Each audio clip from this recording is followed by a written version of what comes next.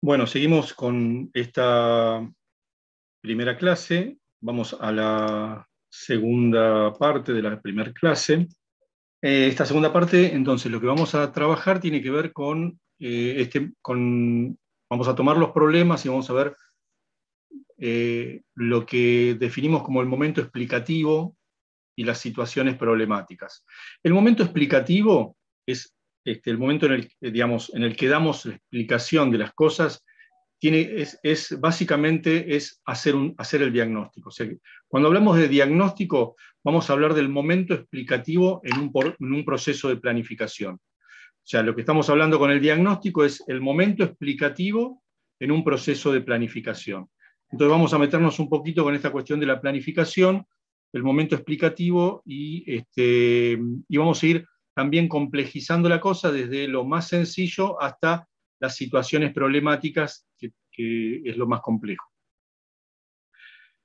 Bueno, lo primero es ¿para qué diagnosticar, ¿no? Y nosotros diagnosticamos básicamente para poder realizar una acción política consciente, una acción política que sea razonable, no necesariamente racional, sí razonable. Acción política llamamos a todo tipo de acción en la que tenemos que interactuar con otros y decidir con otros, ¿no? Eso es para nosotros acción política. Digamos, y decidir con otros, hablar con otros en la resolución de problemas, ¿no? Entonces, lo primero es decir, bueno, hay 4 formas de la planificación en la acción política. Sea política, insisto, ¿no? O sea, hablando de acción política referida a un gobierno, a una empresa, a una organización social, a un grupo de personas, ¿no? A eso vamos a hablar de acción política en todos los ámbitos humanos, básicamente la acción que es eminentemente comunicativa, tiene que ver, es acción política, ¿no? Bien, hay 4 modelos distintos de planificar. El primero directamente es no planificar, o sea, es el cálculo intuitivo y asistemático, sin ningún tipo de sistematicidad, o sea, es la acción antes del pensamiento. Diría mi mamá, digamos, es la acción antes del pensamiento. Ese es el cálculo intuitivo asistemático. O sea, hago lo que se me ocurre hacer en el momento sin pensarlo. Eso no es planificar, digamos, pero lo ponemos porque muchas veces reconocemos que se hacen las cosas así. La segunda forma es lo que podemos llamar voluntarismo político, que también podemos decir que es una ideología sin ciencia. O sea, no existen relaciones causales, o sea, relaciones de causa-efecto. Sí, o sea, sino que por ahí se planifican hacer cosas, pero sin, digamos, y se manifiestan objetivos, pero no se encuentra una relación entre lo que se hace y los objetivos. Entonces decimos que hay un voluntarismo político. La tercera forma de planificar es la ingenuidad tecnocrática. Es la ciencia sin la ideología, o sea, la planificación normativa. Es decir, bueno, esto es lo que hay que hacer, ¿no?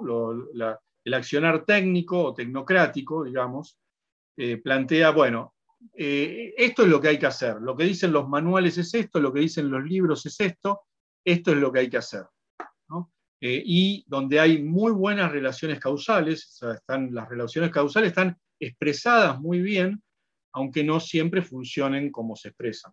Digamos, en general casi nunca funcionan como se expresan.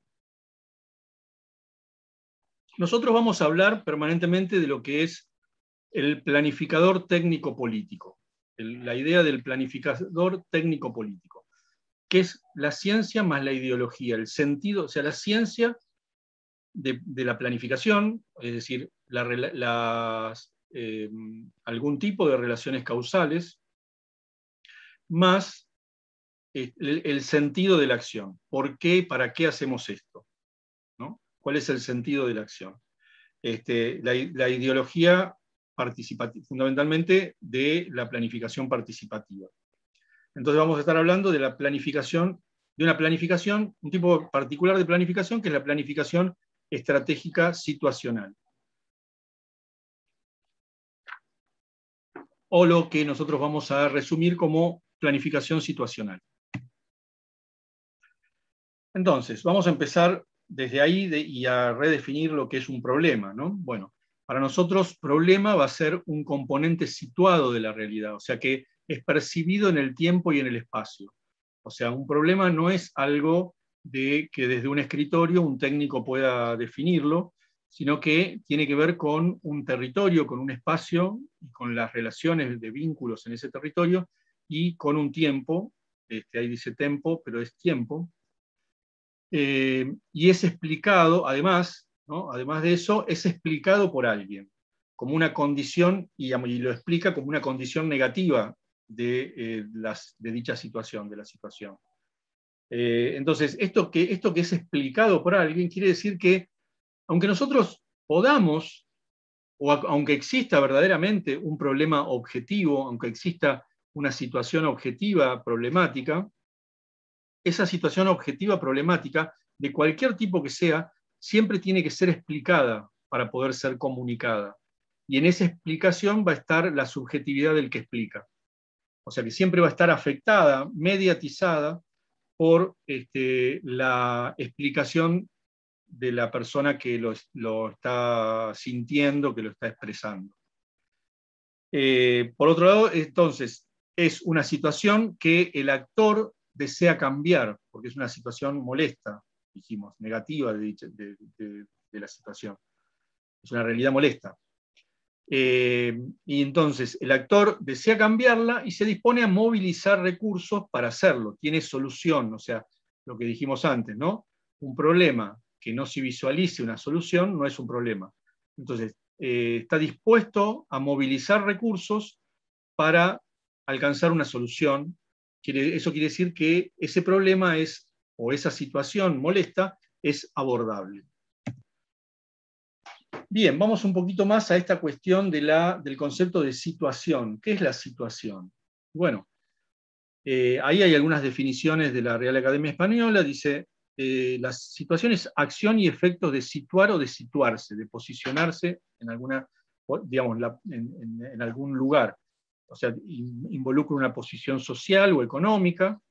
Y dice, por otro lado, también que es un estado o constitución de las cosas y las personas. O sea, las cosas y las personas están en un determinado estado, en una determinada constitución, en una determinada posición, que hace que las cosas y las personas, o sea, que las personas no puedan percibir a las cosas de la misma manera, ¿no? Entonces, la situación es esa expresión que las personas hacen de la cosa, ¿no? Como ese elefante que está ahí y que cada uno con los ojos vendados puede decir qué es, porque lo está tocando y está tocando cosas distintas de ese elefante. Entonces, para cada uno, un elefante va a ser algo distinto.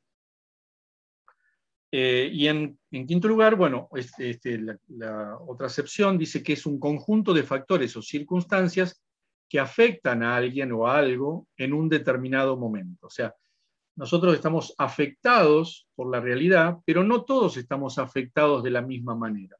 Algunos están afectados de una forma, otros están afectados de otra forma distinta. Entonces, la situación son todas esas expresiones de cómo cada uno es afectado por la realidad.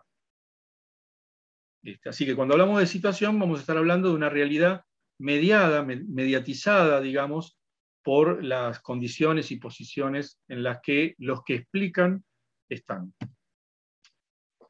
Bueno, Matus dice que la realidad siempre se explica desde un lugar específico, o sea que la explicación es situacional, donde inciden los conocimientos científicos que cada uno tiene, la intuición que cada uno tiene, los valores de cada uno y la intención de actuar de cada uno. Y esto es muy importante porque los intereses de cada uno pueden ser distintos y por lo tanto cada uno puede tener expresiones distintas de la realidad, es decir, poner el foco en situaciones distintas. Entonces, Matus también dice que el concepto de situación obliga a distinguir a lo menos a dos sujetos. Esto es muy importante. Yo y el otro. O sea que el análisis situacional tiene en cuenta la existencia de otros, otro u otros. Explicar la realidad en que se vive supone necesariamente considerar el papel de los otros actores y penetrar en sus explicaciones. De otra manera, la explicación es incompleta, desligada de su contexto situacional. O sea, si queremos tener una explicación completa, debe estar constituida por las situaciones, o sea, las explicaciones que dan el otro o los otros actores de esta realidad.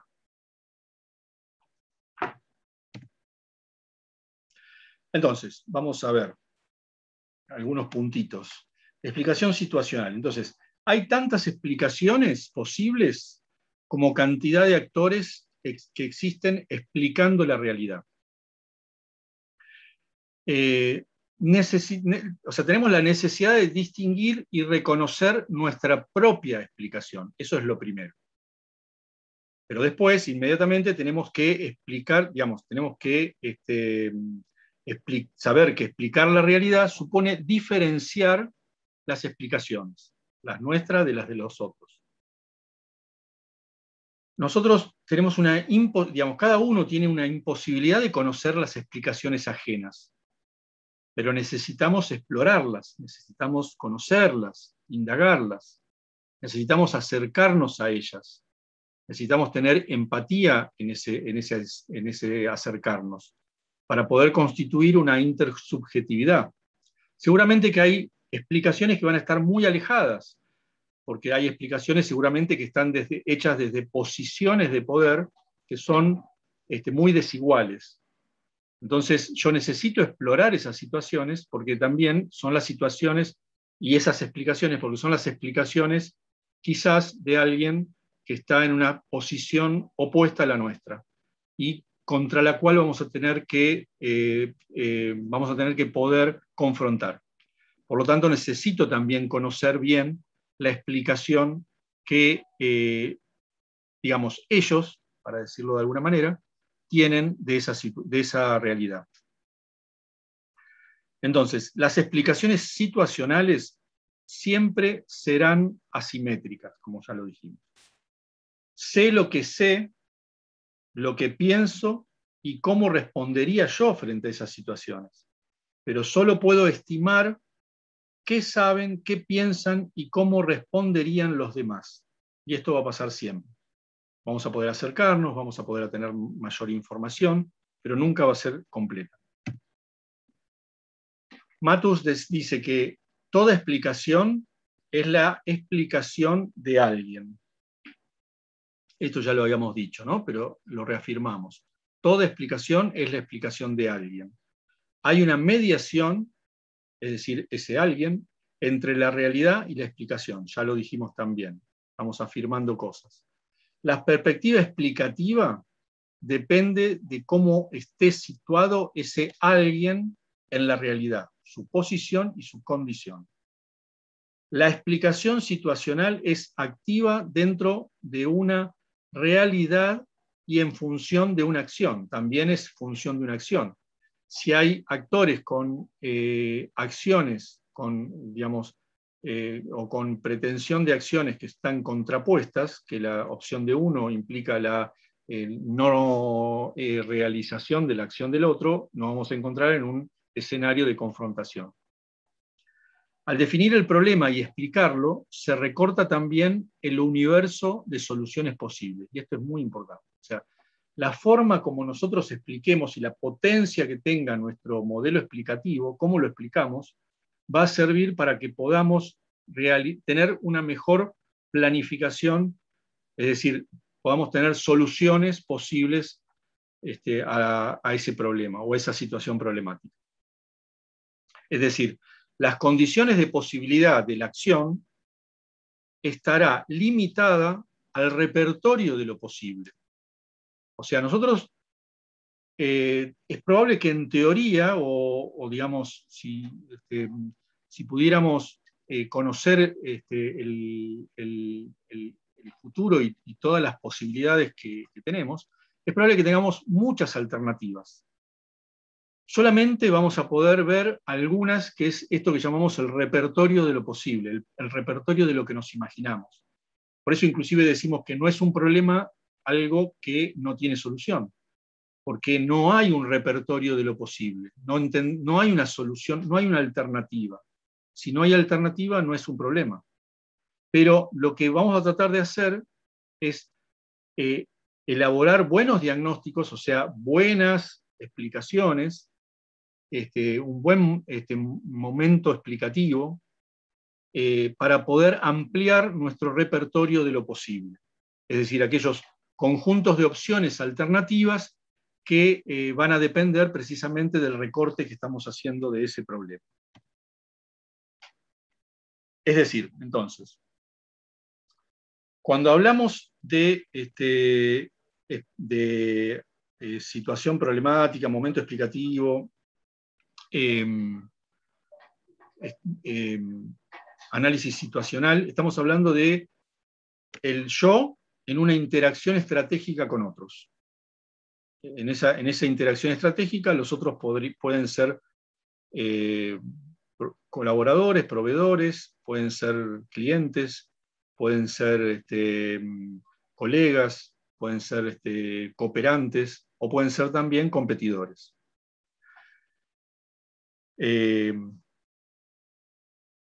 Y acá nos vamos a dar nosotros un triple movimiento para poder tener un diagnóstico, digamos, potente de la situación problemática. En primer lugar, vamos a explicar desde nuestra situación y nuestra posición. O sea, siempre va a ser, de arranque va a ser un diagnóstico o un momento explicativo que va a ser intencional. En segundo lugar, vamos a explorar las explicaciones de otras situaciones, de otros actores, que sean relevantes para el juego social en el que estamos. Y en tercer lugar, vamos a reevaluar la explicación a partir de confrontarlo con los momentos explicativos de los otros. En este proceso, la comunicación debe ser sensible a los apoyos y resistencias que pueden generar, o sea, ser sensible a lo que les pasa a los demás, sobre la forma como se presenta el problema, ¿no?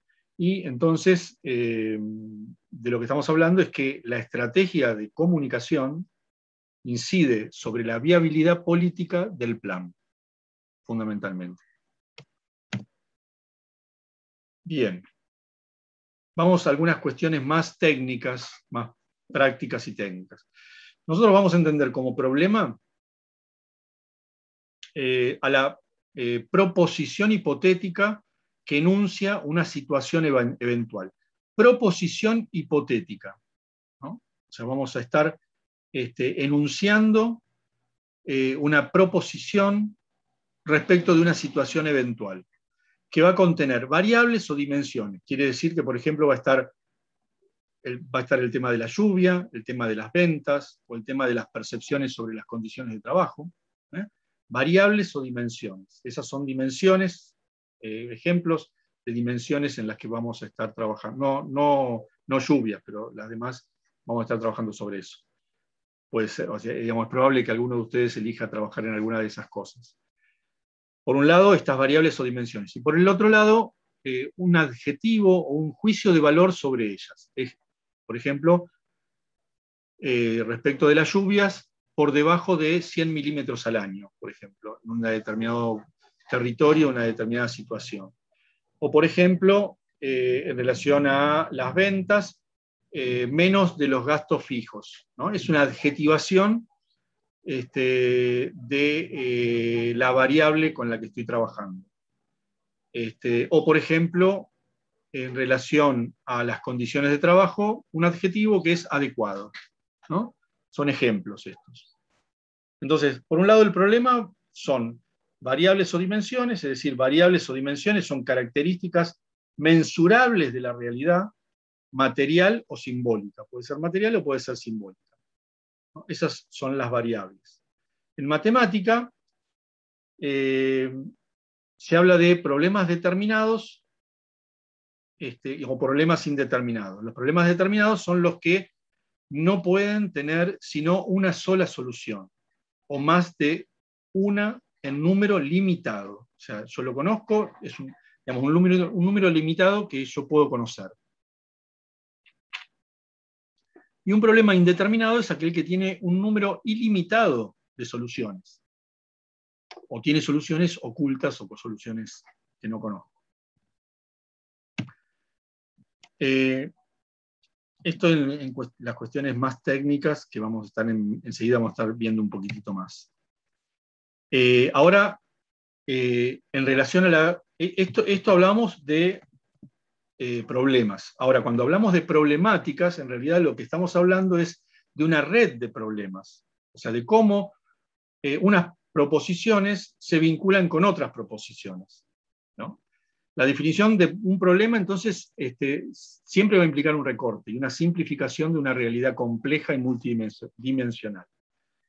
Estas múltiples dimensiones pueden expresarse también como un conjunto de muchos problemas vinculados. O sea, lo que nosotros vamos a ver más adelante son redes problemáticas, donde las proposiciones se van vinculando unas con otras. Ahora vamos a ver algún ejemplo sencillo, después podemos ver algunas cosas más complejas.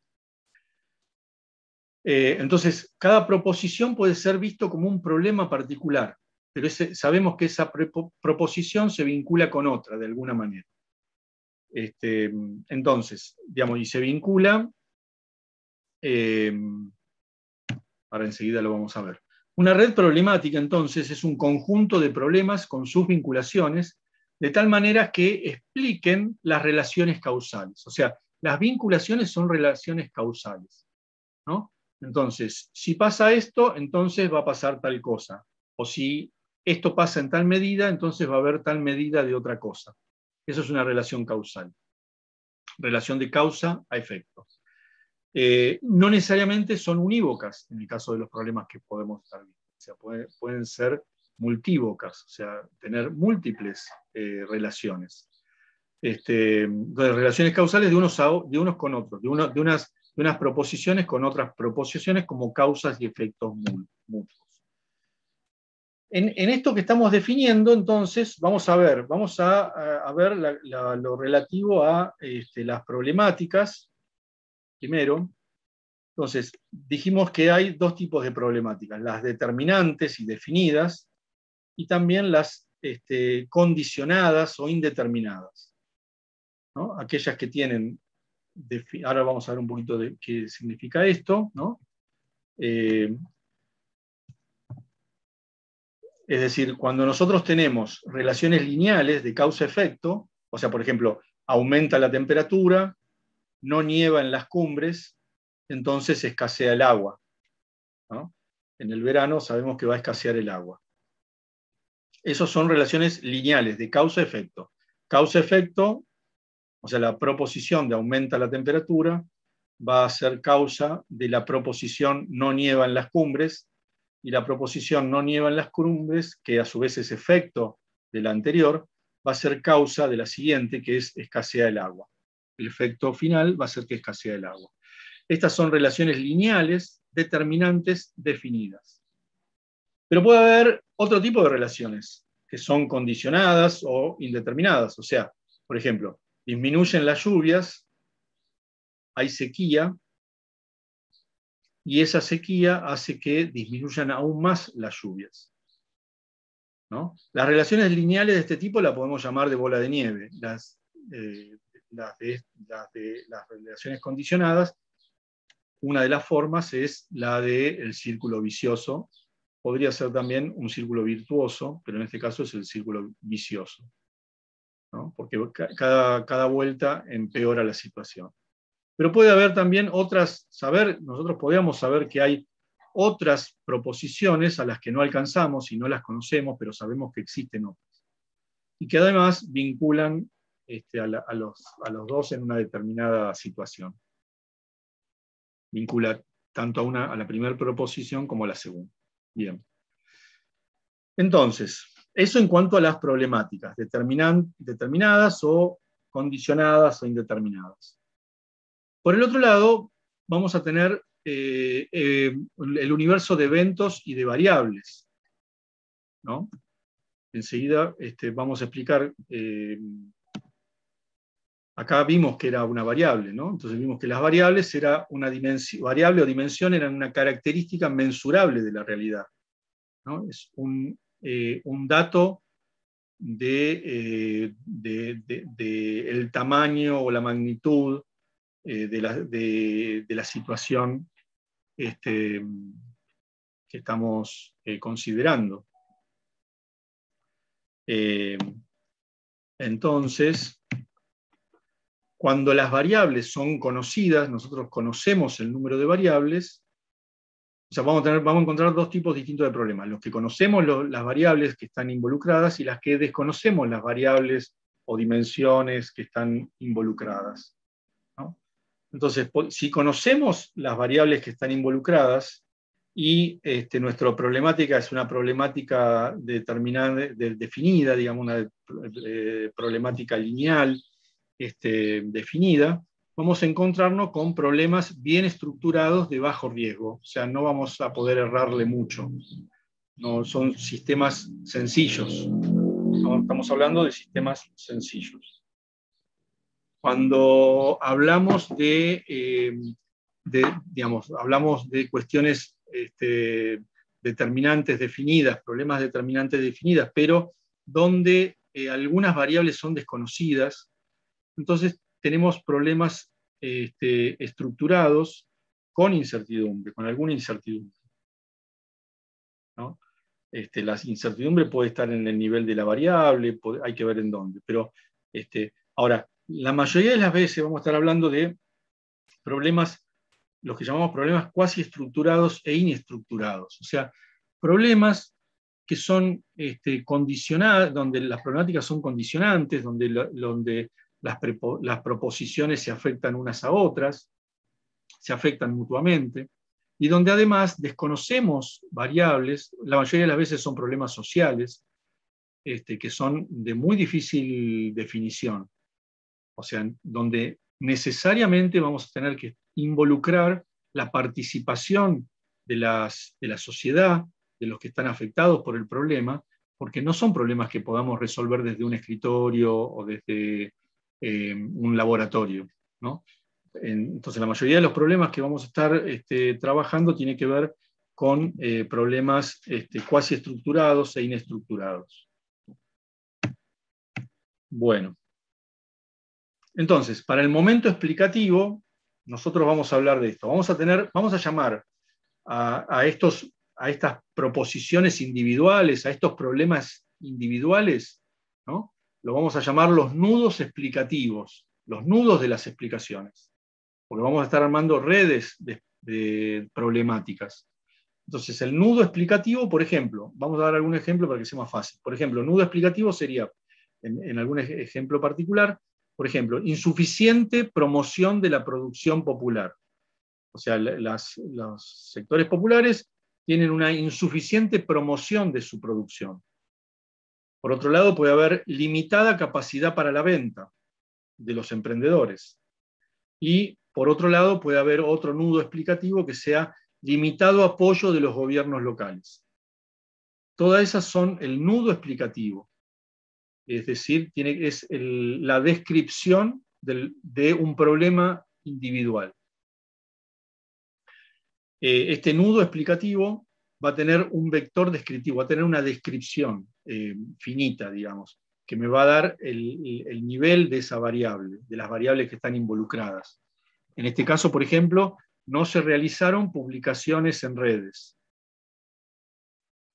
como nudo explicativo, a que hay insuficiente promoción de la producción popular. O sea, que hay 0 publicaciones en redes. Ese es un nivel de la variable, 0. Y el medio de verificación que hay son las redes, pero por otro lado también el informe de promotores o promotora. En este caso va a haber muchas, los medios de verificación de lo que nosotros vamos a estar trabajando, muchos medios van a tener que ver con testimonios de los participantes. En el nudo explicativo de limitada capacidad para la venta, vamos a encontrar que, por ejemplo, los artesanos esperan que el público les compre, como vector descriptivo. Están a la espera. Y acá vamos a encontrar, por ejemplo, también eso figura en un informe de la promotora. Por ejemplo, de una feria, estamos hablando de una feria popular. Y limitados apoyos de los gobiernos locales. Y acá vamos a encontrar como vector descriptivo, solo habilitan el uso del espacio público. Es la única actividad que realiza los gobiernos locales, los municipios, por ejemplo, un municipio en particular. Y esto lo vamos a encontrar como el medio de verificar esto, la forma de verificarlo va a ser en las publicaciones de actos de gobierno, porque eso está publicado, y en el informe de la promotora, el promotor o la promotora. Entonces vamos a encontrar en esos informes y en la publicación de los actos de gobierno, vamos a encontrar que lo único que se ha hecho es habilitar el uso del espacio público. Bien, y por eso podemos dar cuenta de que hay limitado apoyo de los gobiernos locales. Después vamos a ver cómo esto se juega con otras proposiciones en una red. Bien, llegamos hasta acá, la segunda parte, y enseguida vamos a la tercera y última parte.